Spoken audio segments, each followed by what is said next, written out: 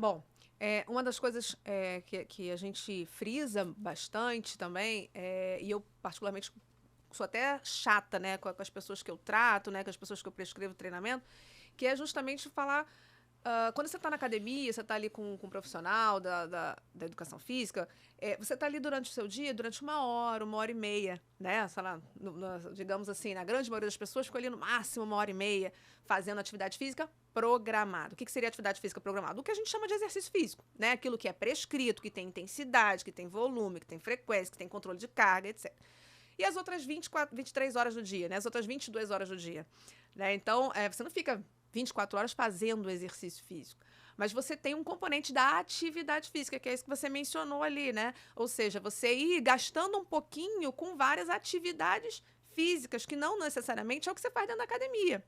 Né? Então, de fato, não adianta muito, digamos assim, você aumentar muito a intensidade do esforço físico lá na academia durante 45 minutos, uma hora, etc., se ao longo das outras 23 horas você, né, é o tempo todo sentado ou deitado, e aí esses últimos anos, né, principalmente em função da pandemia, a gente foi ali um pouco massacrado com isso, né, de uma hora para outra todo mundo dentro de casa, com um custo de atividades diárias foi reduzido, e aí a gente tem aí várias pesquisas mostrando o sobrepeso da população por conta justamente dessa baixa da atividade rotineira e não Sim. necessariamente do exercício. Né? Não necessariamente do exercício físico, e sim das atividades físicas diárias do indivíduo. No caso específico até da pandemia, você ficando em casa, trancafiado, tem até a questão do comer emocional, que aconteceu muito também. Exatamente. Né? Você acaba perdendo o teu Ansioso. hábito, o teu controle, tá ali a geladeira, né? Tá ali comendo. Hoje, como você mencionou também, uma outra importante, né? Com um clique hoje no celular a comida chega. Então você não tem nem mais o tempo despendido para preparar o alimento, né? Então, você já está ali quentinho, já está ali no micro-ondas, então isso facilita muito, né? O hábito de comer, às vezes, sem a necessidade, sem, né, sem precisar, digamos assim. Isso é importante, porque a comida realmente ela não só por questões energéticas, né? A gente não come só por questões energéticas. Estou demandando energia, então vou consumir. Agora não estou demandando tanto, vou consumir menos. Se fosse assim, ninguém ficava obeso. Se o controle interno fosse perfeito, ninguém ficava obeso. Porque na realidade a gente não come só por questões energéticas. Tem todas as outras coisas envolvidas, parte emocional, psicológica, até a cultural, social. Né? Quando você vai num ambiente de festa, você consome muito além do que deveria, que não é só questões energéticas, não. Tem que Não é pensar nisso também. a refeição, né? Ou, digamos assim, a alimentação, ela ganhou um caráter muito maior do que restaurar a energia Sim. despendida, né? Hoje, como você falou, qualquer evento, e não é só um evento social, evento de trabalho, tá embutido um alimento, né? Tá embutido ali um tipo de refeição. Qual é o tipo de refeição que a gente vai levar? É um café da manhã, é um almoço, uma cerimônia um Sim. pouco mais, e você tem ali, né, componentes alimentares. Quando a gente fala de alimento, não está falando só do sólido, né? Os componentes alimentares que envolvem bebidas também, que estão embutidas ali dentro daquela Uhum. cerimônia da alimentação. A parte afetiva, você vai na casa da sua avó, tem que comer um pedaço de bolo que ela fez para você. Mesmo que você não tenha fome nenhuma. Ou você é recém-casado, namorando, vai na casa da sogra, futura sogra, você vai comer um monte de pedaço de bolo, vai ter que consumir tudo que tem ali pro almoço, todos os pratos, porque senão é uma desfeita e tal. Então é complicado. Saber falar não também é importante em algumas situações. O É um presente do Dia dos processo. Namorados é um chocolate, É. né? Então tem essas coisas todas que estão envolvidas ali com a associação do É alimento, bom né? frisar não que não possa consumir, tá, gente? Você pode consumir o chocolate, comer o bolo da futura sogra, da avó, mas é só para você pensar que a gente não come só por questões energéticas. E também, assim, quanto mais essa dieta, vamos dizer aqui agora, né?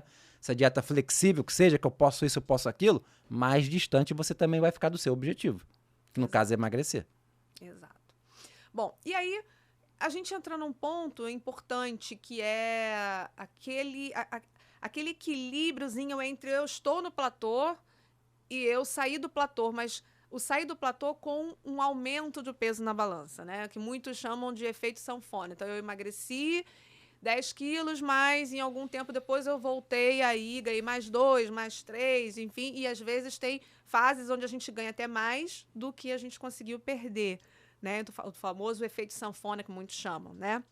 Então, acho que esse efeito sanfona ele tem alguns estágios, né? Então, a gente tem que saber exatamente o que é, na verdade, o reganho de peso, né? O que está embutido dentro desse reganho de peso e o que está embutido nessa variação aí do efeito sanfona, né? Você quer falar disso agora, Thiago? Então, na verdade, como eu tava, uma coisa puxa a outra, né? Na verdade, o processo aqui é dinâmico, mas tem todo um cadenciamento. Por que acontece, né, no tal do efeito sanfona ou reganho de peso? Nada mais é que eu estava na fase de ataque, tive um déficit calórico, né, com maior ou menor, com uma fase de ataque maior ou menor, depende, enfim.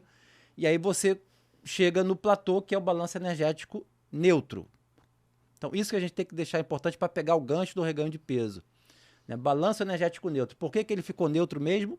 Lado da balança, tem que olhar sempre os dois lados. O energy out, ou gasto calórico. O gasto calórico diminuiu, a gente já entendeu. O TMB caiu um pouco, o efeito térmico do alimento caiu um pouco, e o exercício físico, seja o da academia ou aquele outdoor, né, no shopping, com passeio com o cachorro, também diminuiu. Mas o outro lado da balança, desse balanço energético, é o energy in, é o que você come. E aí vou frisar aqui, gente, esse é o mais importante, é o mais determinante para o efeito platô, né, e para o reganho de peso, é o energy in, é o que você volta a comer. Aí eu adoro, tem um pesquisador, né, que trabalha muito nessa área, que chama Kevin Hall. Né? Então, Kevin Hall eu cito várias vezes no livro, né? Ele tem vários trabalhos bem interessantes com esse modelo, mostrando que realmente, por exemplo, para cada 1 quilo que você perde na balança,